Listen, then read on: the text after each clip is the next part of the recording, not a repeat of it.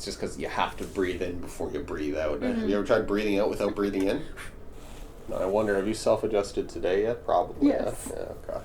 It's interesting. You feel pretty good actually down through the lower aspects, which is the region that we're typically able to self-adjust the neck in. But I am still getting tension at the very top there. So relax as if my hand is a pillow, okay? So that's an occipital adjustment, a little bit different than the other neck adjustments you guys have probably seen me do on the channel here.